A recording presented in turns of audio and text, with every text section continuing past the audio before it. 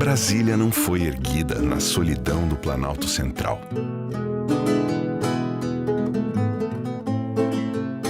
Antes mesmo dos caminhões cruzarem a poeira da cidade em construção, já havia muita gente nestas terras. A série Memória Viva, Ecohistória do Planalto Central, vai mostrar a importância do cerrado. Abrigo generoso para o homem desde os tempos mais longínquos.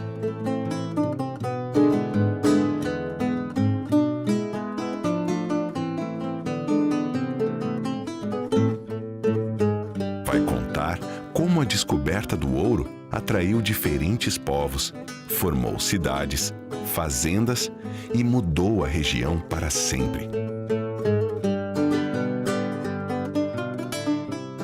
E mostrará a cultura que se formou no entorno da jovem capital da República Brasileira. Dentro da história recente do planeta Terra, que começou há 70 ou 65 milhões de anos, ou o sistema biogeográfico do Cerrado, é aquele que se nos apresenta de forma mais antiga. A Mata Atlântica tem 7.000 anos, o Cerrado tem de 65 a 45 mil anos. 45 mil anos ele atingiu o seu apogeu. É um bioma que teve uma evolução longa, né, de milhões de anos, desde que houve a mudança de clima aqui na América do Sul, que antes era um clima úmido o ano inteiro. E aí passamos a ter um clima sazonal, uma estação seca e uma estação de chuvas. Então isso propiciou a entrada das gramíneas. Isso é que caracteriza o Cerrado, é uma vegetação mais aberta, com uma mistura de árvores e plantas herbáceas e dominância de gramíneas. É um tipo de savana que ocorre também na África, na Austrália e outras regiões do mundo, mas é a savana mais rica do mundo, o Cerrado, né? Nós temos já mais de 12.000 espécies de plantas conhecidas no Cerrado. Essa diversidade de plantas significa 1/3 de todas as plantas que ocorrem no Brasil. As plantas nativas do Cerrado se nos apresentam em estratos. O estrato inferior dessas plantas retém a água da chuva. É um conjunto de gramíneas extremamente entrelaçado. E suas raízes andam quilômetros unidas pelo subsolo. Quando você vê uma planta do Cerrado, só 10% você está vendo dela. O restante está dentro do solo. Então essas plantas têm a capacidade de absorver a água da chuva e de depositar inicialmente num lençol freático e depois alimentar o lençol artesiano, que são os aquíferos.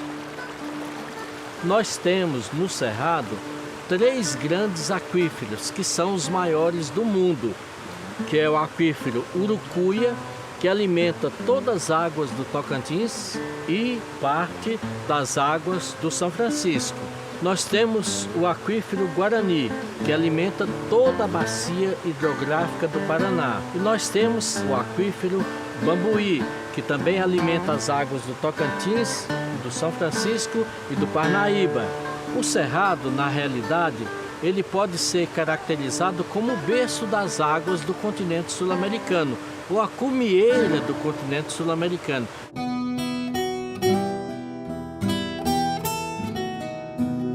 Nós estamos aqui na primeira calha no sentido norte, que sai da grande vereda, que dá o nome de Águas Emendadas. Isso aqui é o córrego Vereda Grande, que vai desaguar no rio Maranhão, né, que vai descer no sentido norte, formando a bacia Tocantins-Araguaia, né? Aqui nós estamos no córrego Fumal, que recebe água da vertente sul da Vereda Grande, que vai desaguar no rio Bartolomeu, né, que vai descer Brasil no sentido sul para formar a bacia Platina.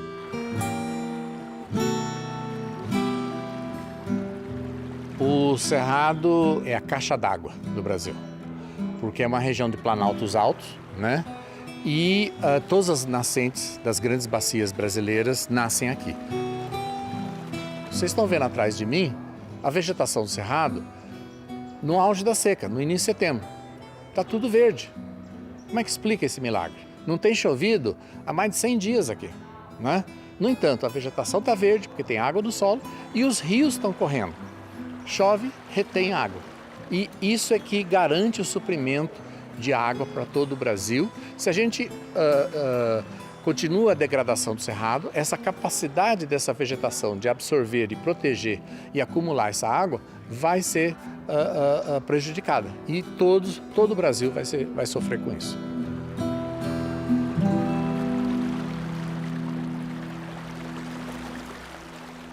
Aqui a gente está no divisor continental de águas, que é esse divisor que separa as águas que vão para o norte das águas que vão para o sul. Ele tem uma das extremidades no Distrito Federal e a outra nos Andes. Ele tem mais de 3.000 quilômetros. Os caminhos aqui são caminhos antigos, eles até são anteriores aos bandeirantes, né? Esses caminhos eram trilhados pelos índios, pelo homem primitivo. Aqui a gente tem muito sítio arqueológico, né, que testemunha a presença do homem primitivo aqui. A Cidade de Pedra é a maior formação em quartzito ruiniforme que tem no Brasil. São mais de 500 hectares de formação rochosa nessa forma ruiniforme. São pedras, rochas em formas de ruínas.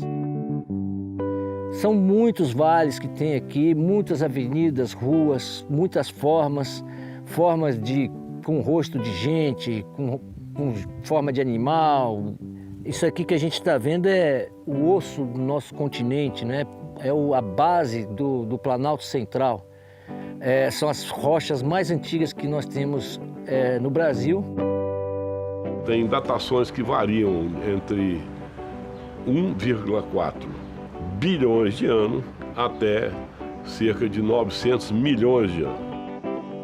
Aquela rocha, como eu disse, originalmente era grãos de areia que foram comprimidos, né? E essa compressão fez os grãos soldarem um no outro e formou uma rocha que a gente chama de quartzito, ou seja, ela é formada essencialmente por quartzo.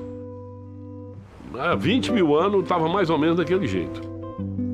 O primeiro sul-americano que andou por aqui, ele certamente viu aquelas formas quase como estão. Os primeiros humanos a pisar no centro da América do Sul encontraram tudo o que precisavam para sobreviver. Por séculos, os caçadores-coletores da tradição itaparica desenvolveram uma cultura adaptada ao cerrado. Então o homem tinha, em primeiro lugar, a água. Em segundo lugar, uma diversidade ambiental de flora, florística. Ele tinha campos, ele tinha o cerrado estrito senso, ele tinha o cerradão, ele tinha a mata, tinha as veredas. Então ele tinha fartura em termos de vegetais. E em termos de animais, podemos dizer da mesma forma. Você tinha mamíferos, né? Você tinha animais da megafauna, que quando o homem chegou aqui, esses animais ainda estavam aqui, depois foram extintos. Animais de médio porte e animais de pequeno porte em grande quantidade, incluindo as aves. Então você tinha açúcares, você tinha vitaminas, sais minerais, proteína vegetal, no caso das plantas oleaginosas, e você tinha proteína animal em grande quantidade. Então você tinha tudo que contribuía para a boa sobrevivência humana. Altair Salles Barbosa encontrou um dos esqueletos humanos mais antigos da América do Sul, o Homem da Serra do Cafezal, em Serranópolis. Ele criou o Memorial do Cerrado e a Universidade Aberta do Cerrado. Há décadas estuda os primeiros habitantes do continente. Quando o homem chegou aqui, ele ainda não tinha tecnologia para a construção de aldeias, construção de ocas, né? Então ele ocupava os abrigos naturais. Como eles estão equidistantes e ocorrem com muita frequência, eles podiam estabelecer os seus territórios, né? Cada grupo tinha o seu território, onde ele predominava e controlava esses recursos. Então isso era fácil de você ter um planejamento ambiental adequado que propiciava a felicidade. Cada grupo ele se separava e procurava criar uma identidade, um tipo de um brasão que identificasse aquele grupo.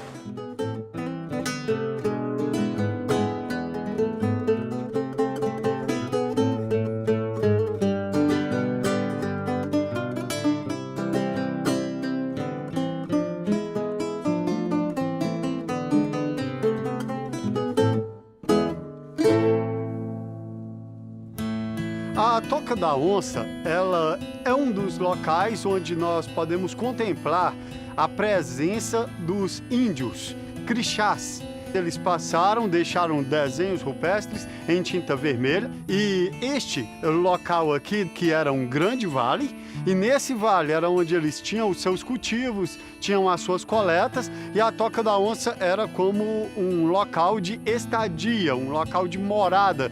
Por isso eles deixaram ali esses registros. Aqueles desenhos que são arredondados com alguns riscos são glebas de terra, como se fossem divisões de clãs aqui na região. Nós temos também desenhos de deuses. Pontilhado geralmente simboliza lavoura.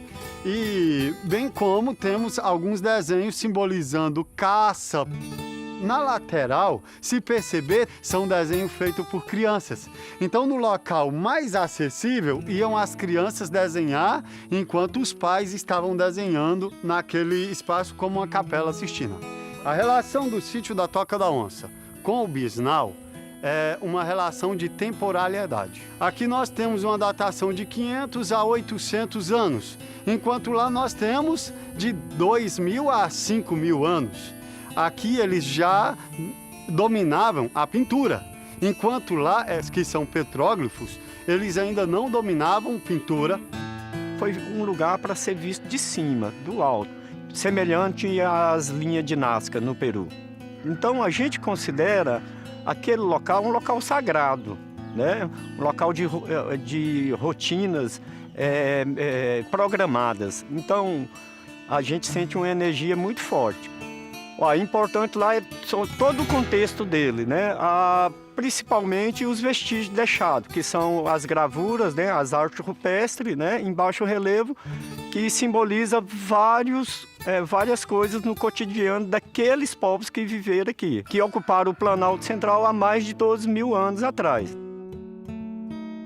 A maioria dos estudos mostra que aquilo ali são petróglifos de um plano de estudo planetário, de alinhamento de planetas, vê ali em vários momentos desenhos de eclipse, que é quando tem um círculo dentro de outro círculo. Então, eclipse solar, eclipse lunar, eclipse da Terra. Então, planetas para lá e planetas para cá e a Terra no centro. Durante 10.000 anos, predominou no Cerrado o extrativismo com baixa densidade demográfica. Esses povos registraram sua passagem nestas figuras, que foram respeitadas por gerações. Hoje, elas são responsabilidade do homem do século XXI. Aqui no momento a gente está na Gruta dos Milagres, né? É uma caverna, fica em Paltinho de Goiás, né? E é uma caverna importante porque a gente tem a religiosidade, né, que é muito entranhada aqui com as romarias, mas a gente também tem esses achados arqueológicos. Então, principalmente na entrada da caverna, mas também tem aqui para o fundo, né? Os estudiosos colocam mais ou menos como 10.000 anos, né, esses registros. A espeleologia, né, no sentido puro da palavra, ele vem de spelunca. Spelunca, do grego, é casa. Então, desde os primórdios da humanidade, a gente tem essa conexão com a caverna, né? Então, conhecer esse patrimônio, proteger esse patrimônio é essencial, né, para a gente conhecer quem a gente era no passado. Planalto Central, e existem várias cavernas mapeadas, inclusive pelo EGB. Essa que nós estamos, o EGB também realizou a topografia dela, o mapeamento de toda a caverna. Essa caverna, ela tem as pinturas rupestres, ela tem a ação do homem, sim. E algumas cavernas na região tem. Em Formosa tem lugares que tem, perto de Perinópolis, ali em lado de Corumbá, tem também. Tem cavernas que têm vestígios de 3.000 anos atrás, 11.000 anos atrás. Já se foram descobertas também cavernas com 8.000 anos atrás.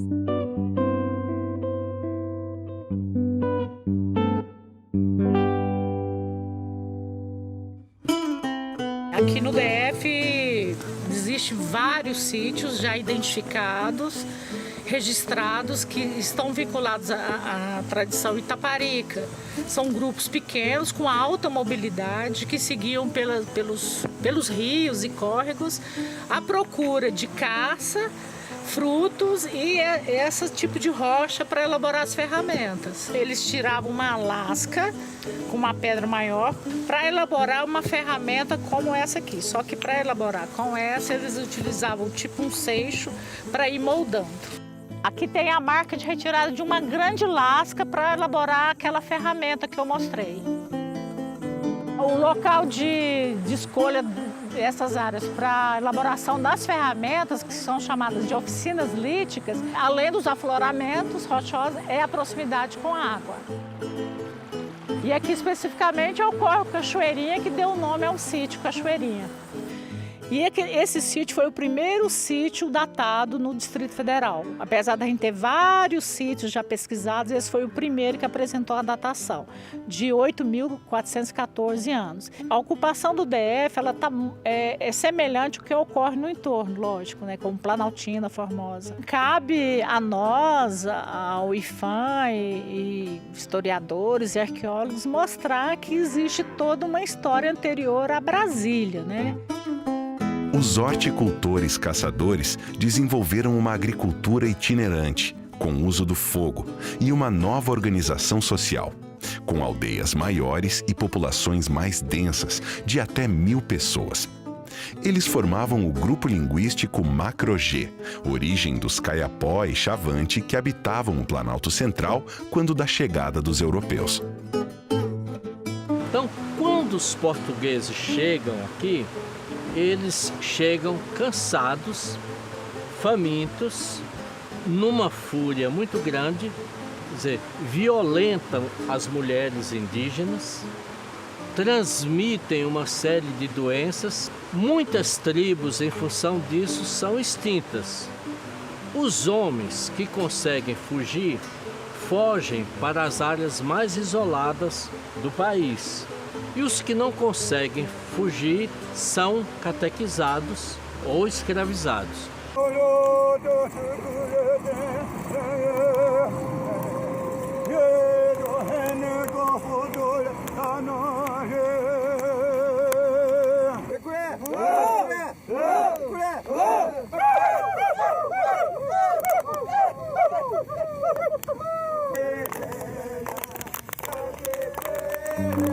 Os velhos contam para nós, inclusive essa corrida que os Timbiras estão aí, nós Chavantes estamos aqui, nós somos sendo encurralados ali no central do Cerrado, principalmente em Goiânia, Goiás Velhos e ali no Carretão, tudo, onde começou a expulsão da gente.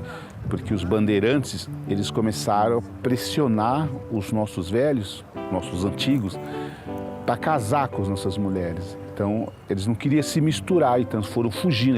Nossos bisavós foram fugindo para não ter esse contato. E que começaram a escravizar a gente também. A gente não queria trabalhar para os bandeirantes.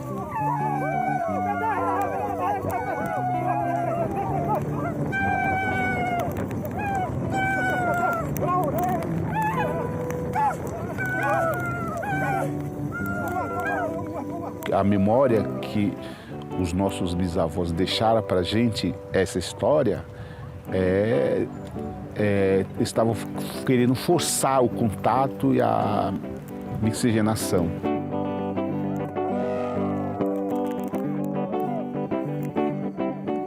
Então, começou a destruição do cerrado, onde começou a desaparecer os animais naquela época, entendeu? Então, a gente foi fugindo para onde tem mais cerrado intacta. A destruição e a destruição tanto do bioma cerrado, tanto do nosso povo, ela continua, piorou mais ainda na atual conjuntura política.